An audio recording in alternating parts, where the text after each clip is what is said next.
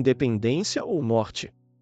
A verdade por trás da frase mais famosa do Brasil. Todo brasileiro conhece a famosa frase a independência ou morte, atribuída a Dom Pedro I às margens do Riacho Ipiranga, em 7 de setembro de 1822. Esta expressão, que ecoa através dos séculos como o grito de liberdade de uma nação, está presente em nossos livros didáticos, monumentos e na própria identidade nacional. Mas será que as coisas realmente aconteceram como aprendemos na escola? A história por trás desta frase revela uma trama muito mais complexa e fascinante do que a versão romantizada que conhecemos. Entre cartas interceptadas, jogos políticos, interesses econômicos e uma família real dividida, descobrimos que a independência do Brasil foi um processo muito mais calculado e menos heróico do que nos ensinaram. Neste texto, vamos desvendar os mistérios que cercam aquele famoso 7 de setembro, explorando documentos históricos, cartas pessoais e evidências que nos mostram uma versão bem diferente dos fatos. Prepare-se para conhecer a verdadeira história por trás da frase mais famosa do Brasil, o contexto histórico de um império em crise. Para entender o que realmente aconteceu naquele setembro de 1822, precisamos primeiro compreender o cenário político da época. O Brasil vivia um momento de profunda transformação. Desde 1808, quando a família real portuguesa chegou fugindo das tropas de Napoleão, a colônia havia se tornado o centro do Império Português. Dom João VI, pai de Dom Pedro, estabeleceu a corte no Rio de Janeiro e promoveu uma série de mudanças que transformaram radicalmente o país.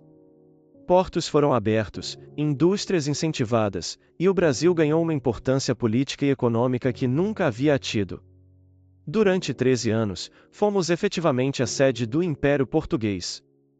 Porém, em 1821, pressionado pelas Cortes de Lisboa, o parlamento português, Dom João VI foi obrigado a retornar a Portugal.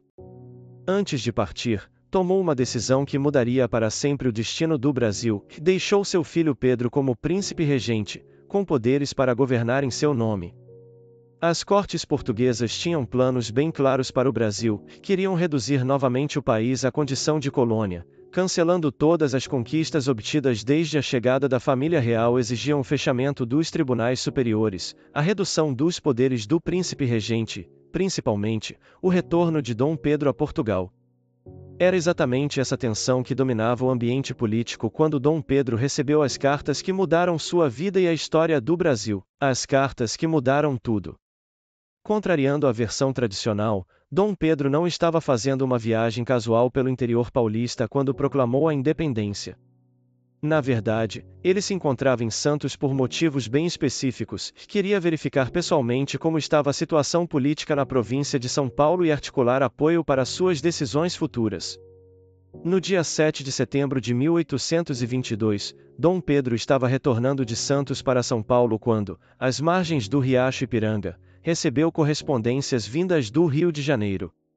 Essas cartas continham informações cruciais que determinariam o rumo dos acontecimentos. A primeira carta era de José Bonifácio de Andrada e Silva, o patriarca da independência e principal conselheiro político de Dom Pedro. José Bonifácio havia interceptado correspondências das cortes de Lisboa destinadas ao príncipe regente. O conteúdo era alarmante, as cortes exigiam o retorno imediato de Dom Pedro a Portugal e ameaçavam enviar tropas para forçar sua obediência. Mais grave ainda era o tom das cartas. Tratavam Dom Pedro como um jovem inexperiente e rebelde, que precisava ser acorrigido pelos portugueses.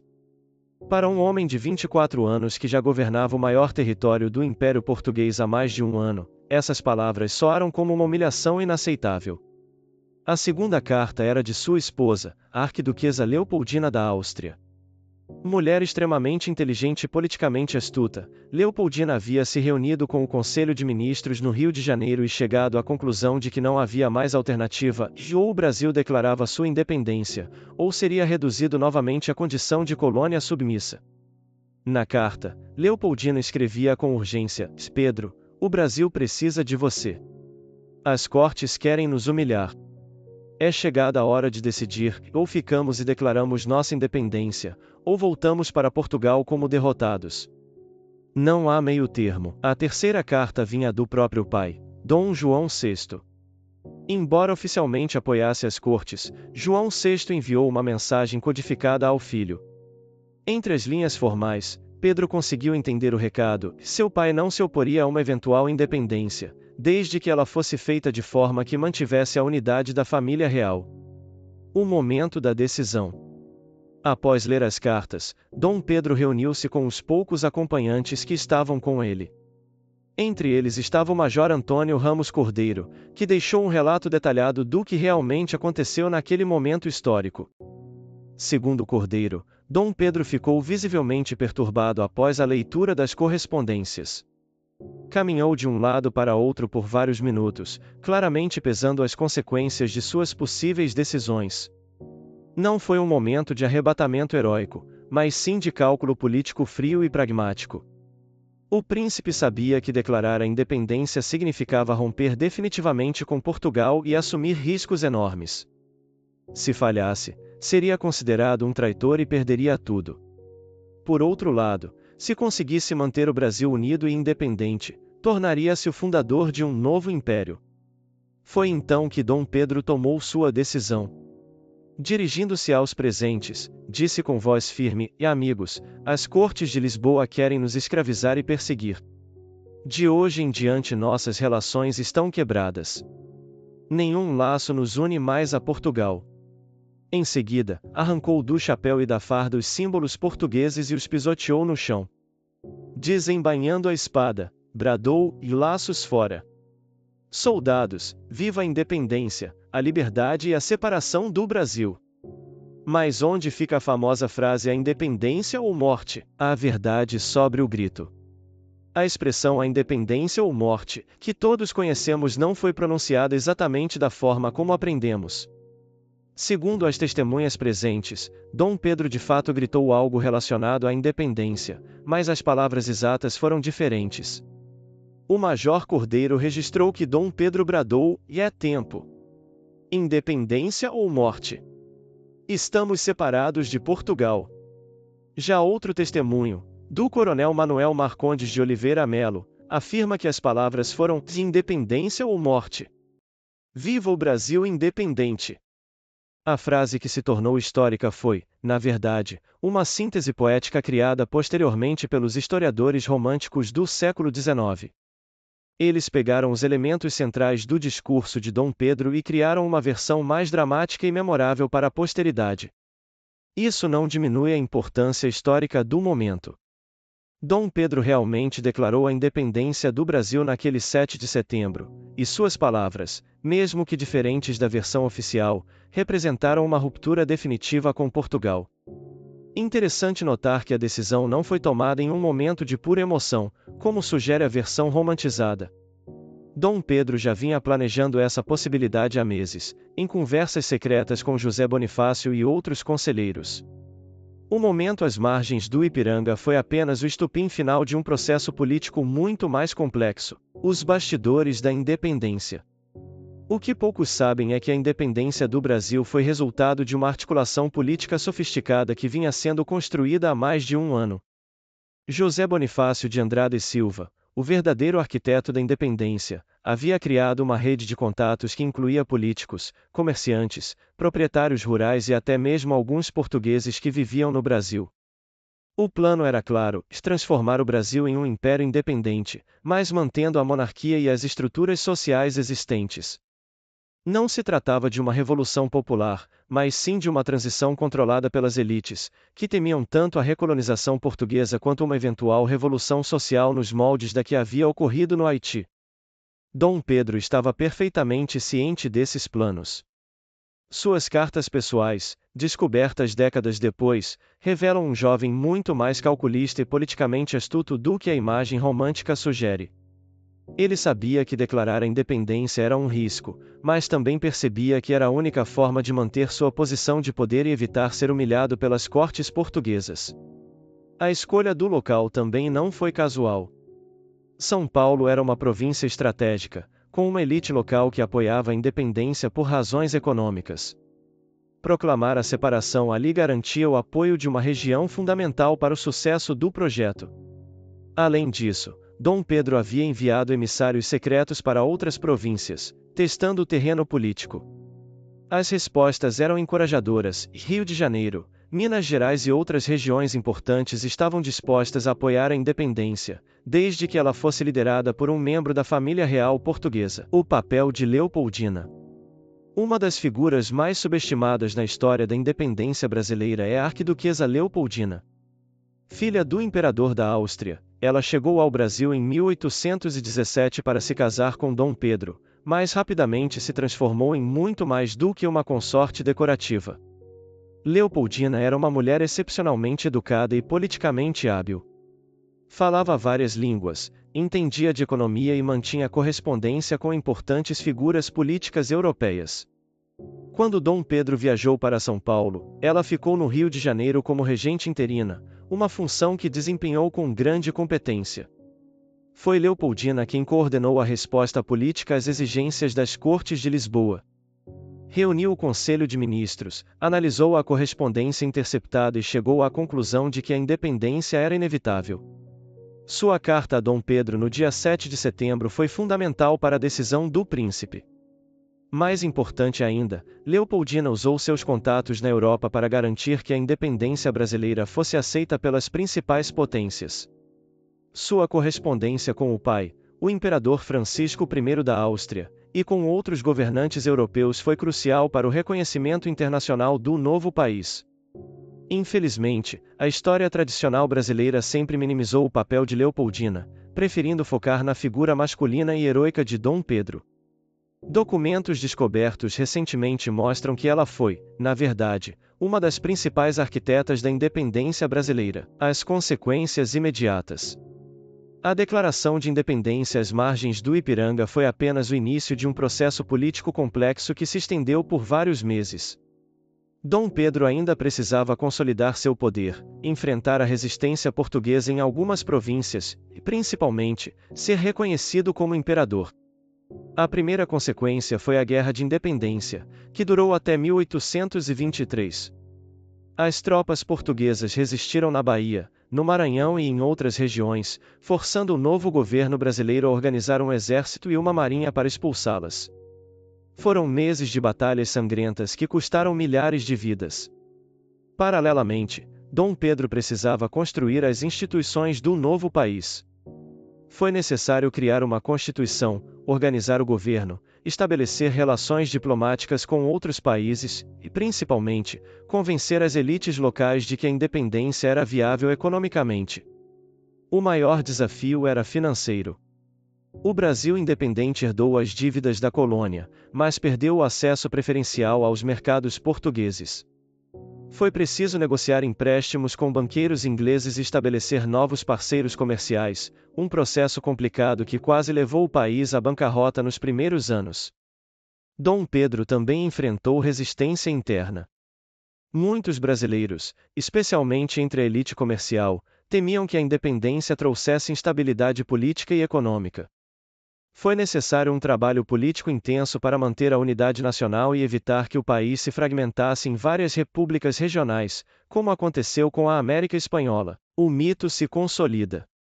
A transformação do 7 de setembro em data nacional e da frase "a independência ou morte" em símbolo pátrio foi um processo gradual que se consolidou principalmente durante o período imperial, de 1822 a 1889, e foi reforçado na República.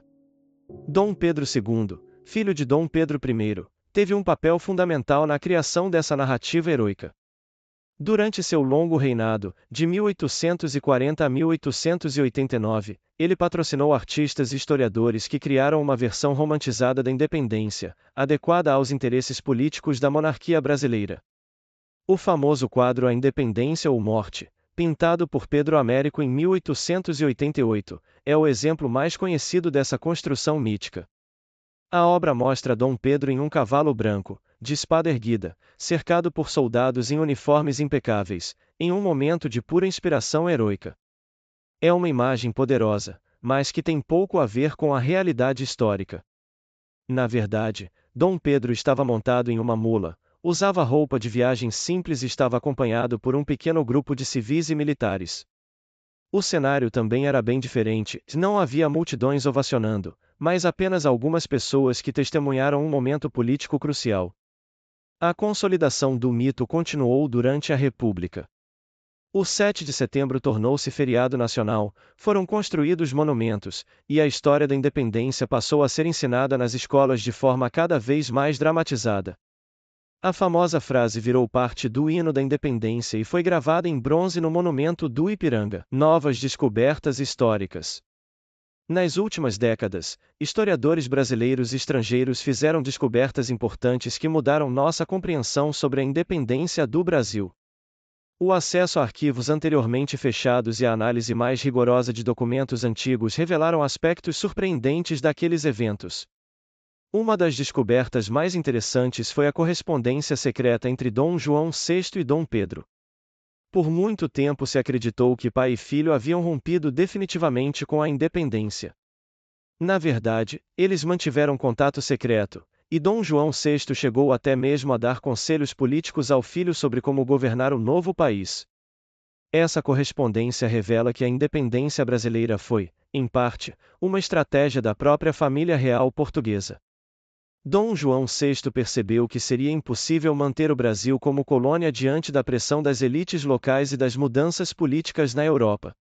A solução foi deixar que o filho declarasse a independência, mantendo assim a dinastia de Bragança no poder de ambos os lados do Atlântico. Outra descoberta importante foi o papel dos ingleses no processo de independência. Documentos do Foreign Office britânico mostram que a Inglaterra apoiou discretamente a separação do Brasil, pois isso abriria o mercado brasileiro para o comércio inglês sem a intermediação portuguesa. Havia até mesmo agentes britânicos trabalhando nos bastidores para facilitar o reconhecimento internacional do novo país.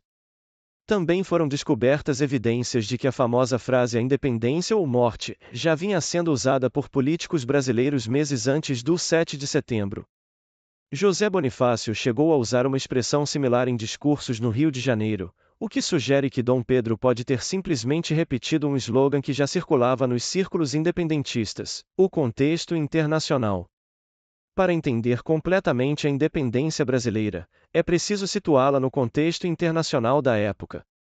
Os anos 1820 foram marcados por uma onda de movimentos independentistas em toda a América Latina.